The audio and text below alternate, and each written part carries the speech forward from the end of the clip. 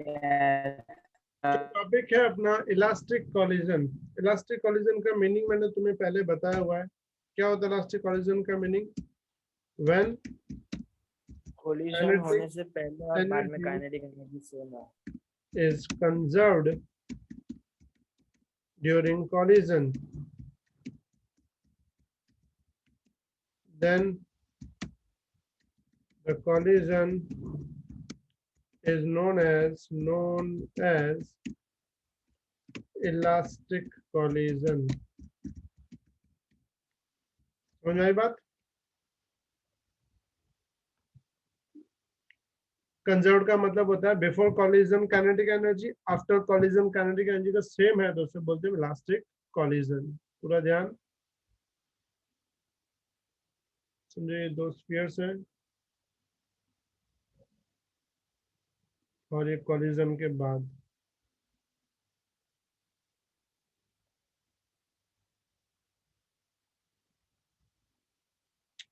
एक स्फीयर अपने पास m1 velocity v1 move कर रहा है आगे, दूसरा मास है m2 उसकी वेलोसिटी 0 है।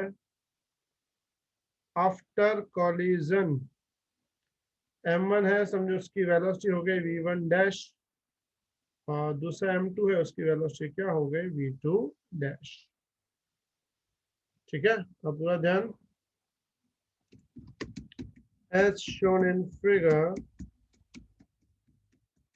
consider a particle of mass m1 moving with velocity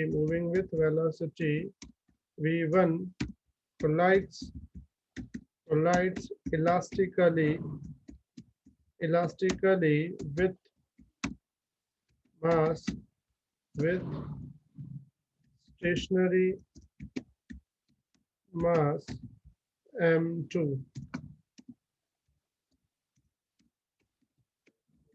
After collision, the velocity of particles are v1 dash and v2 dash respectively. यहाँ तक समझ में आई बेटा बात? Clear everyone? Yes, sir. According to conservation law of momentum,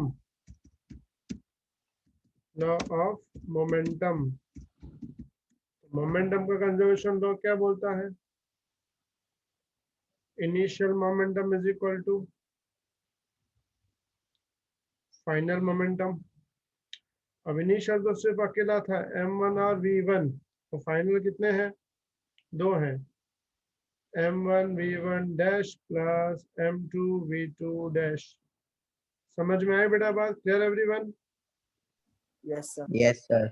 इसमें ये जो m1 वाला है उस तरफ माइनस में ले जाओ तो m1 कॉमन आ जाएगा, बचेगा v1 minus v1 dash is equal to m2 v1 dash. Clear यहाँ तक बेटा? Yes Yes, sir. और पूरा ध्यान। Here collision is elastic, तो इलास्टिक कॉलिजन में मैंने बोला काइनेटिक एनर्जी क्या होती है? सेम रहती है। तो हम लिखेंगे k initial is equal to k final. Initial में होगा half m1 v1 square, final में होगा हाफ m1 v1 डैश का square plus half m2 v2 dash का स्क्वायर। समझ में आई बेटा बात यहाँ तक? Yes sir. हाफ हाफ तो कैंसिल हो जाएगा, ये वाला माइनस में ले जाओ m1 वाला, तो m1 कॉमन हो जाएगा, ये बन जाएगा v1 square minus v1 dash का स्क्वायर, सामने मिलेगा m2 v2 डैश का स्क्वायर। किसी को डाउट यहाँ तक?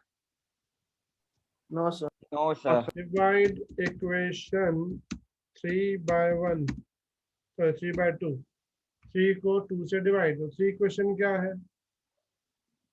m1 v1 square minus v1 dash square लिख सकते हैं, v1 minus v1 dash, v1 plus v1 dash. Yes sir. Yes, sir. Yes. By equation 2 equation में है m1 v1 minus v1 dash is equal to, सामने इसमें क्या है, m2 v2 dash का स्क्वायर और नीचे m2 v2 डैश।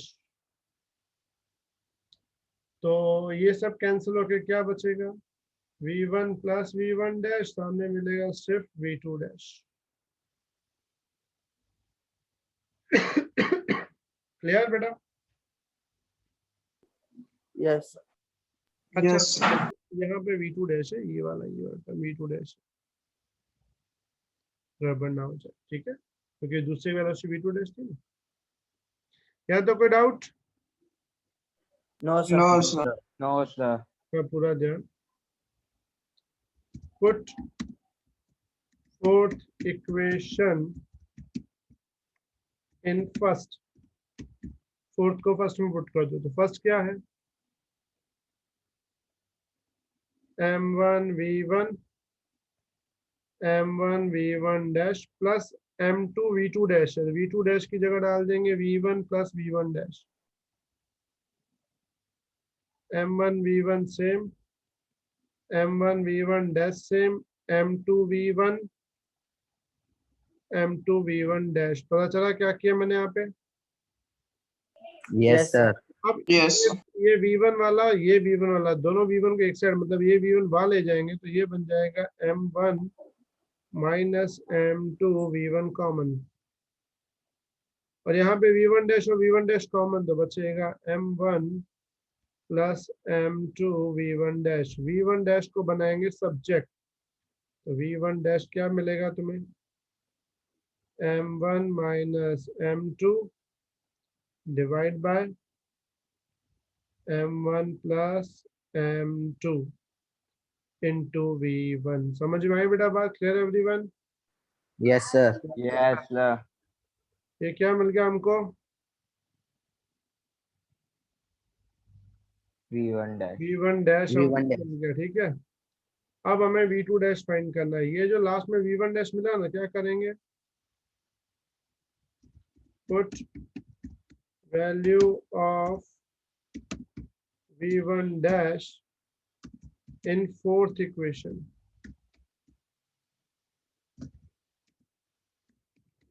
इसमें डाल देंगे फोर्थ इक्वेशन में। फोर्थ इक्वेशन क्या है, v1 plus v1 dash is equal to v2 v1 dash. Dash की जगह ये वैल्यू डाल देंगे, m1 minus m2 upon m1 plus m2 into v1 is equal to v2 dash. LCM m1 v1 m2 v1 m1 v1 minus m2 v1 divide by m1 plus m2 is equal to v2 dash, ठीक है।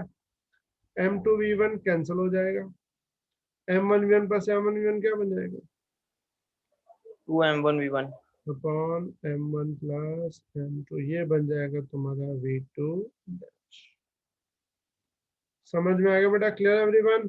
दोनों formulas. Yes, sir. Yes, sir. इसमें आते हैं special. Yes, sir. जैसे पहला special case, if m1 is equal to m2, समझो दोनों मास सेम है तो क्या होगा, अगर दोनों मास सेम होंगे तो v1 डैश जीरो हो v1 जाएगा। Is equal to v2। क्यों जीरो हो जाएगा v1 डैश? क्योंकि अगर दोनों सेम है तो बीच में माइनस है, अगर दोनों सेम चीज में माइनस डालेंगे तो वो तो जीरो हो जाएगा, तो v1 डैश जीरो हो जाएगा। समझ में आई बात? Yes sir. अच्छा, v2 डैश में क्या होगा, तो नीचे v1 is equal to v2 dash. 2m1 cancel हो जाएगा, बचेगा v2 dash is equal to v1। समझ में आई बात?